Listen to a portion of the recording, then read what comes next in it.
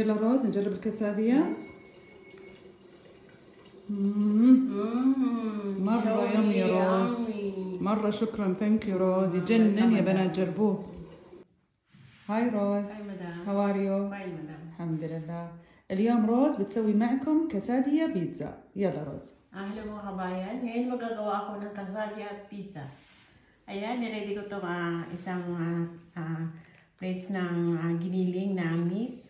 Ayan, niready ko rin itong one onion, small piece. At one bell pepper, small piece. At ito, niready ko yung paprika powder, morat powder at salt. At ito, niready ko rin yung tomato paste.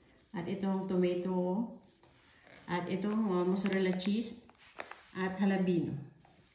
At niready ko rin itong tortilla wrapper. Ayan, nilagay ko na sa pan itong giniling. Haluin ko siya hanggang mawala yung water niya. Ayan, wala na siyang water. Ngayon, i-add ko na yung hiniwa kong onion. At add ko siya ng konting oil. Ayan, malambot na yung onion niya. Ngayon, i-add ko na itong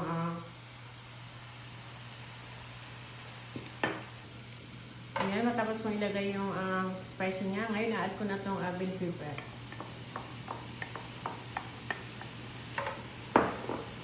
I-mix ko siya ng ganito. Mix ko siya ng 1 minute at i-add ko yung tomato paste. Ayan, halo ko na yung bell pepper. Ngayon, i-add ko na yung kalahati nitong tomato paste.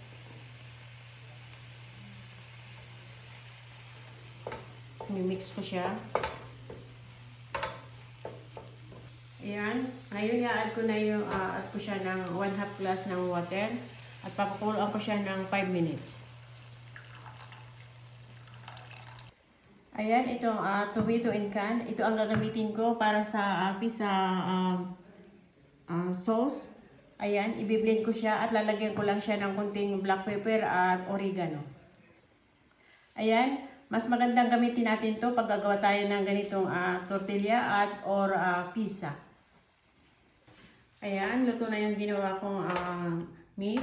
At ngayon, mag-uumpisa na akong maglagay. Ayan, lalagay ko dito sa tortilla wrapper. Ayan, lalagyan ko na siya ng meat. Ngayon, i-add ko na tong tortilla.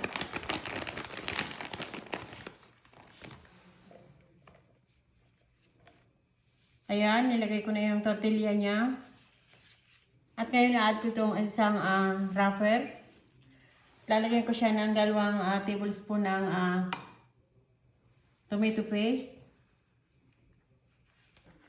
Ayan, lalagay ko na ulit na siya ng mozzarella sa ibabaw. At ngayon, lalagay ko na yung jalapeno. At ilalagay ko na siya sa oven after na malagyan ko nito.